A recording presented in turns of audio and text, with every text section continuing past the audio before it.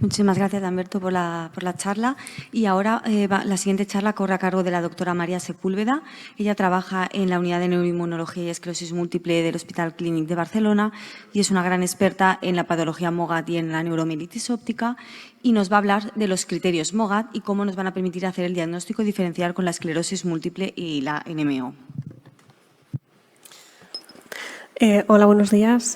Pues yo también me sumo al agradecimiento a las organizadoras por invitarme a dar esta charla.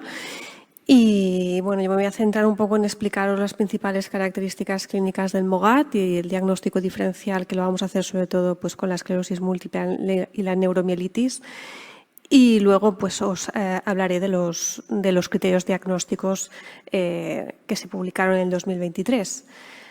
Realmente la enfermedad por los anticuerpos contra la proteína, la glicoproteína de la membrana del oligodendrocito, ya a finales de los años 80, pues se sabía que estos anticuerpos algún rol debían jugar en las enfermedades desmielizantes porque de hecho se utilizaban para pues, generar los modelos animales, ¿no? de EAE, de encefalomielitis alérgica experimental, ¿no? Incluso en el año 2000, a principios del 2000, salió algún trabajo que relacionaba estos anticuerpos con la esclerosis múltiple, pero realmente esto se vio que no era correcto porque el análisis que se había utilizado para detección no era el correcto. Hoy sabemos, o posteriormente se supo, que realmente los anticuerpos que van a originar o que van a tener relación con la patología son los anticuerpos que detectan la proteína tridimensionalmente intacta, y para ello es necesario que la detección se realice mediante ensayos celulares, ¿no? Que son los que permiten pues, realmente ver este epítopo con su conformación tridimensional. Realmente el MOGAD es una patología en la cual los neurólogos de adultos pues, hemos aprendido mucho de los neuropediatras, porque es una enfermedad que es más frecuente en niños. De hecho, los primeros casos, ¿no? que se empezaron a describir allá por el 2011 eran sobre todo niños que tenían cuadros de afectación de ADEM, ¿no? de encefalomielitis aguda diseminada, niños que hacían un ADEM y después hacían neuritis óptica, es decir, niños también que tenían un espectro más de neuromielitis. A raíz de esto, en los adultos ya empezamos a estudiar también la presencia de estos anticuerpos también fundamentalmente, ¿no? en espectro de NMO, sobre todo aquellos pacientes, ¿no? que tenían pues, un fenotipo de NMO pero que no tenían los anticuerpos contra copolina 4, y realmente en los últimos años ya poco a poco pues, hemos ido conociendo cada vez más la clínica asociada a estos anticuerpos, y esto ha permitido pues, que en el año 2023 se hayan podido elaborar los primeros criterios diagnósticos para poder diagnosticar la enfermedad asociada a los anticuerpos anti-MOG, ¿no? el MOGAD. Como os he dicho, es una patología que es más frecuente en niños, y aquí vemos en esta revisión, en este trabajo donde se veían pues todos aquellos pacientes con un primer evento desmielinizante adquirido, pues hasta un 40% de los niños tenían estos anticuerpos, mientras que en los adultos esto variaba un poco según las series entre el 1,5 y el 6,5%. Vale. Hay un ligero predominio femenino, pero otra de las cosas interesantes en esta patología es que el modo de presentación clínica, el fenotipo clínico, también difiere con la edad, ¿no? Aquí, por ejemplo, en este gráfico podéis ver cómo en niños, sobre todo en niños pequeños, por debajo de 7-9 años, la clínica más frecuente asociada a los anticuerpos anti-MOG va a ser en forma de afectación cerebral, en forma en forma de ADEM, ¿no? de encefalomielitis aguda diseminada. Mientras que a medida que pues se va cumpliendo años, a partir de los 9 años más o menos, y en edad adulta lo que sobre todo va a predominar es el fenotipo óptico espinal, ¿no? Pacientes que van a hacer pues, o bien neuritis ópticas o bien mielitis. ¿De acuerdo? Esto no quiere decir que los pacientes adultos no puedan tener también afectación cortical, ADEM, etcétera, ¿no? Pero va a ser más frecuente el ADEM en niños y la forma más óptico-espinal ya en niños pues, de más edad y en adultos. Y aquí vamos a desglosar un poco las principales características clínicas, ¿no? de los principales síndromes en esta enfermedad, ¿no? ¿Cómo es la neuritis óptica en el MOGAD? Pues la neuritis óptica generalmente suelen ser lo más frecuentes que sean severas, es decir, agudeza visual inferior a 0,1%. Además, lo más frecuente es que sean bilaterales de forma simultánea. Hasta un 40% de los pacientes con MOGAD tienen esta afectación bilateral simultánea de los dos nervios ópticos. Además, hacen lesiones extensas del nervio óptico, ¿no? Lesiones longitudinalmente extensas. Y en la enfermedad hay una apetencia por afectar a la parte más anterior del nervio óptico, ¿no? incluso pues, la papila óptica. Por eso es muy frecuente que en los pacientes con MOGAD y neuritis óptica encontremos edema de papila, ¿no? Y también nos podemos encontrar con un nervio óptico aumentado de tamaño, tumefacto, incluso con afectación inflamatoria que va más allá y que afecta a los tejidos periorbitarios. En resonancia, pues vamos a ver con una hiperintensidad en T2 o con captación de gadolinio.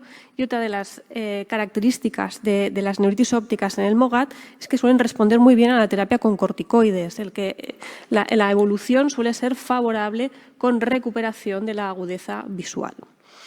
Y esto pues, lo va a distinguir un poco de las otras principales enfermedades, porque en la neuromielitis óptica por acuaporina 4, que también pues, la neuritis óptica es uno de los targets más habituales de los brotes inflamatorios, los pacientes con neuromielitis también van a sufrir neuritis ópticas severas, también van a hacer lesiones extensas, pero en la neuritis óptica por acuaporina 4 la apetencia por la afectación del nervio óptico es más hacia los segmentos más posteriores, ¿no? Incluso afectación del quiasma óptico o incluso de las cintillas. Además, no es tan frecuente que haya esta bilateralidad simultánea y además no es tan frecuente que en la neuromielitis óptica se acompañe de edema de papila. Y sobre todo también otra de las grandes diferencias, ¿no? Con el MOGAD es que cuando tratamos las neuritis ópticas de los pacientes con neuromielitis por acuaporina 4, la respuesta al tratamiento no es tan favorable. De hecho, son pacientes que suelen quedar pues, con algún tipo de secuela. Y en la esclerosis múltiple pues, va a ser infrecuente que las neuritis ópticas sean de afectación severa. Es infrecuente que además haya esta afectación simultánea de los dos nervios ópticos y las lesiones que afectan al nervio óptico suelen ser cortas, no son extensas y también tienen una mayor predilección por afectar a la parte más anterior del nervio óptico. Además va a ser muy infrecuente que se acompañen de edema y el pronóstico generalmente suele ser también favorable tras el tratamiento agudo de la inflamación. Aquí os pongo algunos ejemplos radiológicos. Aquí podéis ver una paciente que tiene esta neuritis óptica del nervio óptico izquierdo por anticuerpos anti-MOG. Como podéis ver que en comparación con el nervio óptico derecho, pues lo veis que está engrosado de tamaño, tumefacto, que capta, hiperintenso, que capta contraste en T2 y en este caso concreto veis que la lesión es muy extensa y en este caso, aunque la paciente era MOGAD, pues incluso la lesión llegaba hasta quiasma. ¿Vale? Fijaros también esta predilección por la afectación de la porción más anterior del nervio óptico, ¿no? Lesiones extensas, pero aquí podéis ver que incluso hay afectación de la papila y aquí podéis ver que hay afectación también incluso del tejido periorbitario, ¿no? Esto es pues, característico de las neuritis ópticas por MOGAD. A diferencia de la acuaporina 4, que tiene más predilección por afectar la parte más posterior del nervio óptico, también en forma de lesiones extensas, y en cambio en la esclerosis múltiple pues, lo que vamos a ver son lesiones pues, más cortas en el nervio óptico. Después de una neuritis óptica por MOGAD, la evolución puede ser a atrofia. Aquí fijaros en este caso, esta paciente que hace una neuritis óptica por MOG en su nervio óptico izquierdo, ¿vale? 18 meses después hace una neuritis óptica en su nervio óptico derecho, pero fijaros cómo el izquierdo pues, había quedado pues, atrofiado.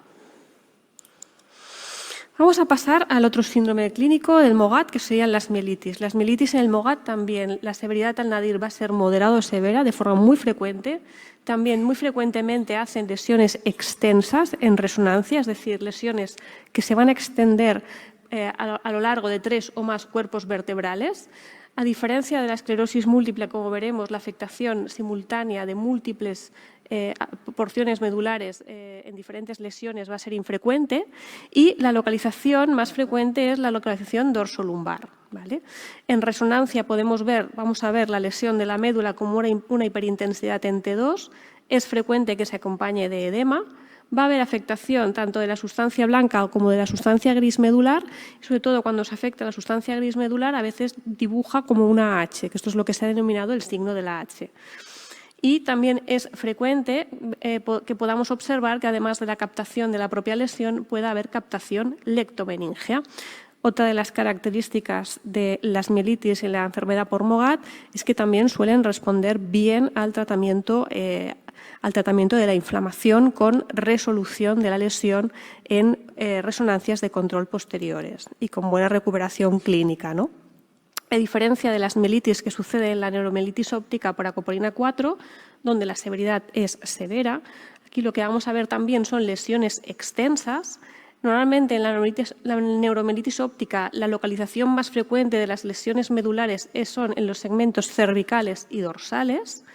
También vamos a ver esta lesión hiperintensa en T2 con edema, con afectación de sustancia blanca y sustancia gris, y a veces esta afectación de la sustancia gris, sobre todo de las astas anteriores, es tan severa que se pueden apreciar como unas hiperintensidades en T2 y en T2 sobre todo, que se denominan los ojos de búho o ojos de serpiente, luego lo veremos.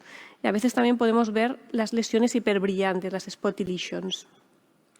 También, a diferencia de las mielitis en el MOG, la resolución de estas lesiones en la NMO es muy infrecuente. Van a quedar normalmente pues, secuelas, ¿no?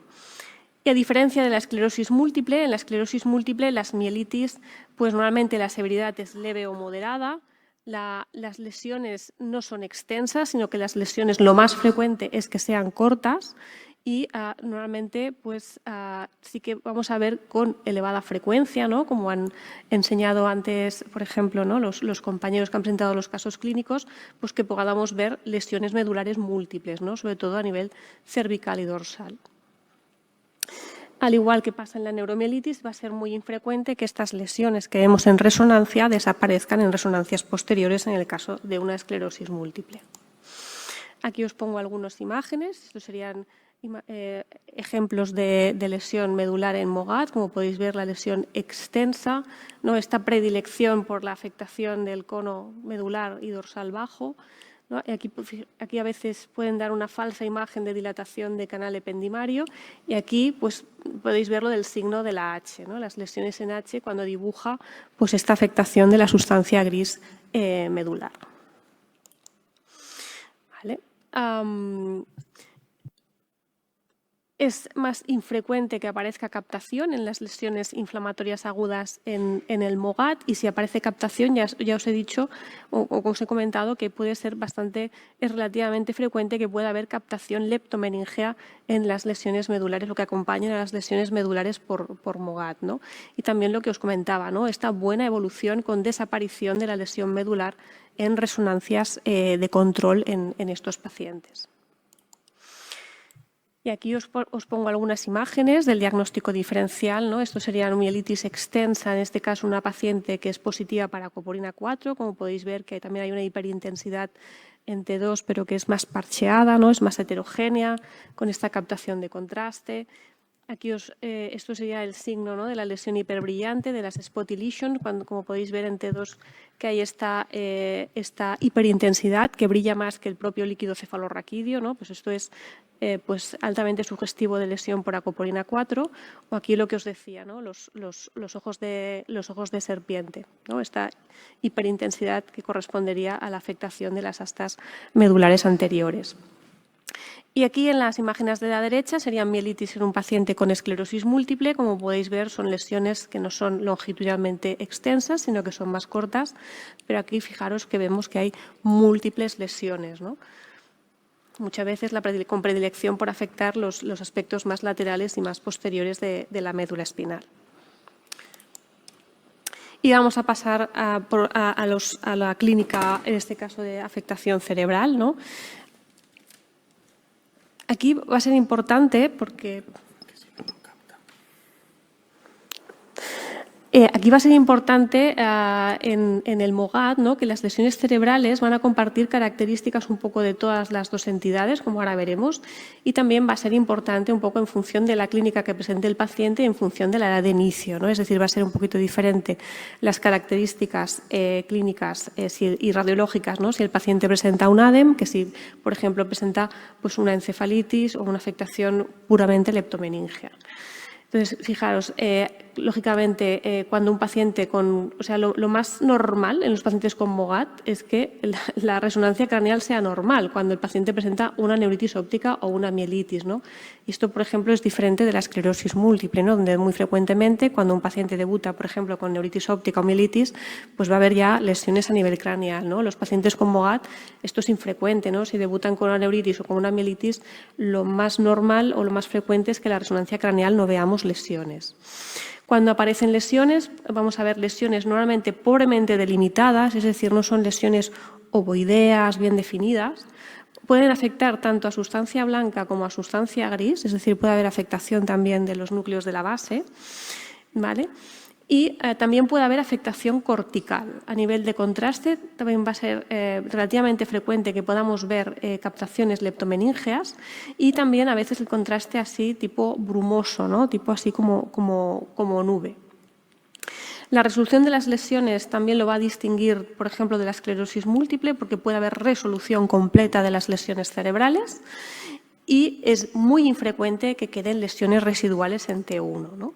Y esto, por ejemplo, pues va a ser importante distinguirlo, por ejemplo, de la esclerosis múltiple, ¿no? Donde es frecuente que puedan quedar lesiones residuales, donde lo más frecuente es que las lesiones cerebrales de los pacientes con esclerosis múltiple no se resuelvan, ¿no? Donde vemos lesiones ovoideas bien definidas, ¿no? Los dedos de Dawson, las fibras en U, el signo de la vena central, las Mulderly lesion, todo esto nos va a hablar a favor de una esclerosis múltiple.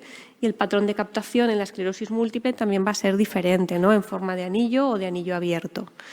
Mientras que en la neuromielitis óptica la afectación cerebral sobre todo va a ser en aquellas regiones de alta expresión de acaporina 4, ¿no? Sobre todo a nivel de área postrema y de las áreas adyacentes al epéndimo, ¿no? Y también, al igual que pasa en la esclerosis múltiple, va a ser muy infrecuente que las lesiones en pacientes con neuromielitis se lleguen a desaparecer, ¿no? Se resuelvan. Aquí os pongo algunas imágenes de lesiones parenquimatosas, de lesiones cerebrales en pacientes con MOGAD, ¿no? Fijaros que son lesiones, pues generalmente aquí igual no se aprecia muy bien. Esto sería la resonancia de un niño con un ADEM, donde podéis ver, ¿no? en T2, ¿no? las lesiones afectando tanto a sustancia blanca como a sustancia gris y pues como mal definidas, ¿no? Con los límites así brumosos, mal definidos. También es interesante que normalmente los pacientes con MOGAD que presentan afectación cerebral presentan un número de lesiones bajo, inferior a 6 normalmente, a diferencia de los pacientes con esclerosis múltiple, ¿no? Que pueden tener pues, multitud de lesiones. Y aunque en general os estoy un poquito repitiendo, ¿no? Que suele ser buen pronóstico tanto a nivel clínico como radiológico de los pacientes con MOGAD, sí que se han descrito, sobre todo en niños, algunos patrones clínicos de mal pronóstico. Niños que habían debutado con ADEM con brotes frecuentes y con una afectación muy difusa de la sustancia blanca, ¿no? Que parece casi como una leucodistrofia y estos niños sí que no hay resolución y quedan con afectación, o casos también o patrones más de niños que habían debutado con encefalitis y que fijaros que tienen toda esta afectación extensa cortical bilateral y que posteriormente pues, incluso van haciendo una atrofia importante cortical y quedan pues, con déficits irreversibles. Sobre todo, lo que más nos va a ayudar a diferenciar, por ejemplo, de una esclerosis múltiple, pues a favor de esclerosis múltiple, la presencia de lesiones del cuerpo calloso, ¿no? Como los dedos de Dawson, la presencia de lesiones en las fibras en U, las lesiones en el polo anterior temporal, todo esto nos va a hablar a favor de una esclerosis múltiple, ¿no? Además que el signo de la vena central también es muy infrecuente en pacientes con MOGAD. Y a nivel de NMO también es interesante destacar que en NMO sobre todo las lesiones afectando al tronco van a estar sobre todo localizadas a nivel del área postrema y vulvar, mientras que mientras que en MOGAD las lesiones se van a localizar más a nivel de tálamo y protuberancia. Otros cuadros clínicos que se han descrito en pacientes con MOGAD, se ha acuñado este término, el término FLAMES, para definir estas lesiones hiperintensas en pacientes que debutan con encefalitis, con un cuadro clínico de encefalitis y crisis comerciales, es decir, con dolor de cabeza, confusión, trastorno conductual, crisis epilépticas. Y fijaros que hay esta hiperintensidad a nivel cortical que puede ser unilateral o bilateral, que generalmente suele afectar más al lóbulo frontal y parietal, que puede acompañarse de captación de contraste a nivel leptomeningeo. A veces esta afectación puede ser muy localizada, afectando un único surco, ¿vale? Y también se han descrito incluso pacientes que tienen un cuadro clínico parecido al de una meningitis aséptica, porque en estos pacientes se ha estudiado si presentaban algún tipo de infección, se ha hecho un despistaje exhaustivo y no se ha encontrado, y lo que se ha encontrado eran anticuerpos anti-MOC, pero también se han descrito otra clínica más infrecuente en pacientes con MOC, que sería solo afectación de pares craneales, síndrome de tronco recurrente o síndromes de hipertensión intracraneal aguda. A destacar que estos casos de hipertensión intracraneal aguda en pacientes con MOC suelen ser casos de instauración ultra rápida, que se acompañan también de edema de papila, que se acompañan también de, lógicamente, una presión elevada de líquido cefalorraquídeo, pero que casi siempre van asociados también con neuropatía óptica. Entonces, por ejemplo, aquí de estos 3 casos que os pongo, una mujer de 64 años que después de vacunarse del COVID-19 presenta esta alteración de la agudeza visual en el ojo izquierdo con este nervio óptico, lesión extensa, tumefacta. Este otro caso de un varón de 18 años con una paraparesia, una retención aguda de orina que hace esta mielitis extensa que responde muy bien a corticoides y que no tiene ninguna lesión en la resonancia craneal. O este caso de un varón de 20 años con una cefalea persistente que al final acaba acompañándose también de vómitos, somnolencia y tiene estas lesiones así brumosas a nivel de sustancia blanca, pedúnculos a nivel craneal. ¿A cuáles le pediríais MOC? Estos son los casos típicos de MOC, ¿no? Un poquito los que hemos descrito, ¿no? Todos estos pacientes son casos reales, eran MOC positivo en suero. Ahora os presento estos otros 3 casos, ¿no? Esta es una mujer de 39 años, gestante de 33 semanas, que empieza con una cefalea de 10 días y al final pues acaba también refiriendo una disminución de la agudeza visual del ojo izquierdo y ojo derecho. Tiene esta resonancia estrictamente normal. Mujer de 20 años, cefalea también 14 días, empieza con crisis focales y tiene esta resonancia craneal en la que vemos esta hiperintensidad, ¿no? A nivel frontoparieto-temporal derecho. Y esta otra con 20 años, una mujer de 20 años, también con cefalea, rigidez de nuca y tiene esta resonancia donde podemos ver estas lesiones a nivel de ganglios de la base. También sustancia blanca, pedúnculo, bulbo, con esta captación un poquito parcheada de contraste. Aquí, ¿a quién le pedimos anticuerpos anti-MOC? ¿O le pediríais alguna? ¿A las 3? ¿Sí? Bueno, pues la primera aquí os he omitido algunos datos. Esta señora tenía edema de papila, hizo una hipertensión intracraneal, anticuerpos anti-MOC positivos en suero. Esta paciente pues, era también positiva en suero, pero esta paciente es negativa. ¿Nos quedamos aquí o hacemos algo más? Pues los podemos pedir en líquido. Y fijaros, esta paciente era positiva en líquido, ¿no? Con esto aquí voy a introducir un poco los casos de pacientes MOC que solo son positivos en líquido cefalorraquídeo. Esto es una cuestión que todavía tenemos que tener más datos. Lo que está claro es que testar los anticuerpos en suero tiene muchísima mayor sensibilidad que no testarlos en líquido cefalorraquídeo, es decir, que ante la duda es mejor testarlos en suero, pero si lo podemos testar en los 2 fluidos, mejor.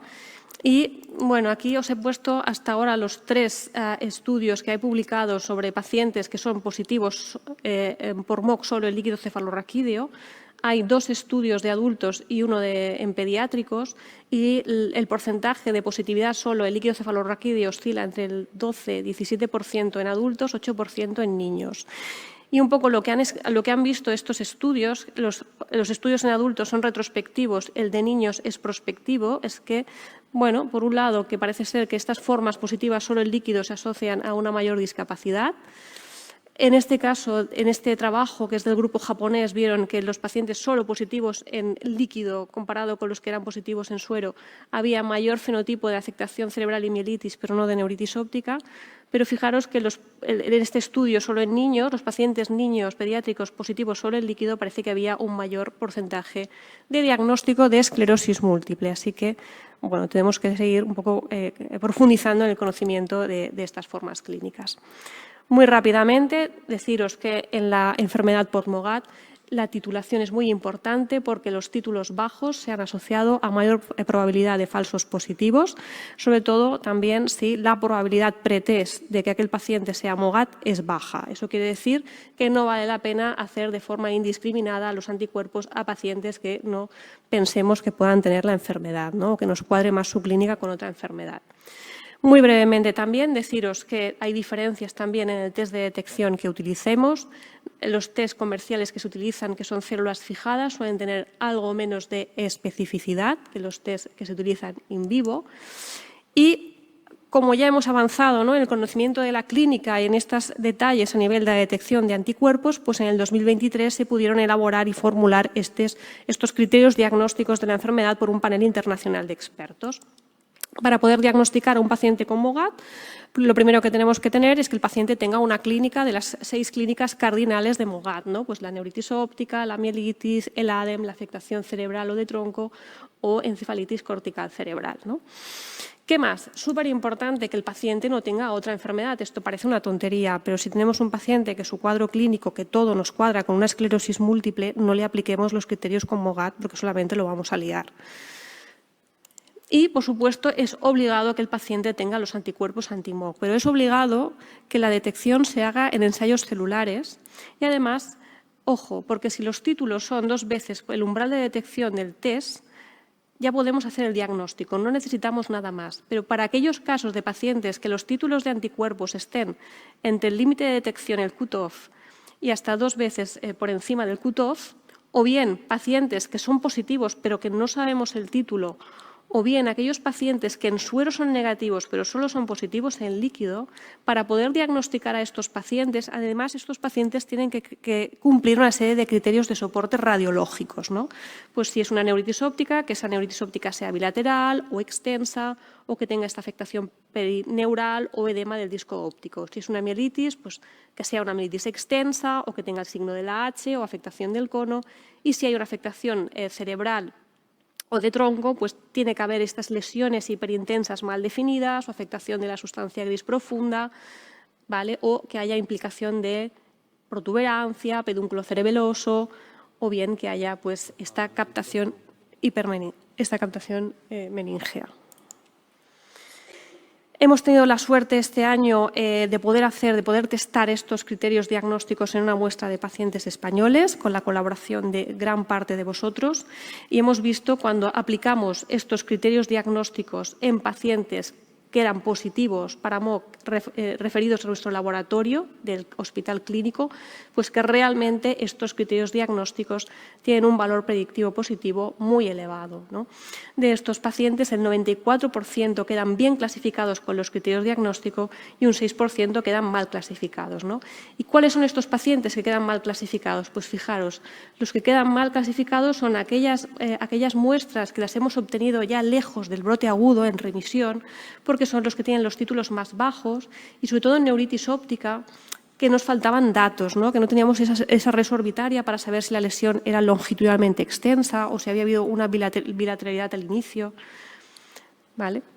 Luego, los otros que quedaban mal clasificados eran este fenotipo, ¿no?, un poquito particular de niños que solo son positivos en líquido cefalorraquídeo que al final acaban teniendo un diagnóstico de esclerosis múltiple y también hemos encontrado, sobre todo en pacientes pediátricos, que hay algunos síndromes que no están contemplados en estos 6 síntomas cardinales, como serían niños que presentan un síndrome cerebral pero con rezos perfectamente normales, sin lesiones, pero en cambio con líquidos pleocitarios. Ha habido otros estudios también que han hecho esta misma validación de los criterios y también han encontrado pues, valores de sensibilidad y especificidad muy buenos, un poquito con los resultados también que nosotros hemos obtenido. Y ya finalizando, pues estas serían un poco las conclusiones, ¿no? Que los anticuerpos anti-MOG están presentes hasta en un 6% de pacientes adultos y un 40% de los pacientes pediátricos con trastornos inflamatorios desminimizantes adquiridos del sistema nervioso central, que el fenotipo clínico va a diferir con la edad, sobre todo tipo ADEM en niños y óptico-espinal ya en niños más mayores y en adultos, que los criterios diagnósticos de MOGAD exigen que los anticuerpos sean positivos en suero y además la técnica de detección sea por ensayo celular, ¿vale? La presencia de MOC en suero a título bajo o solo el líquido cefalorraquídeo requiere para su diagnóstico que cumplan unos criterios adicionales radiológicos de soporte, que los criterios diagnósticos propuestos pues, clasifican de forma correcta a la mayoría de nuestros pacientes, tanto pediátricos como adultos, pero que el mayor rendimiento diagnóstico sobre todo se va a obtener si testamos estos anticuerpos pues, de forma precoz tras el brote agudo. Y muchísimas gracias por vuestra atención.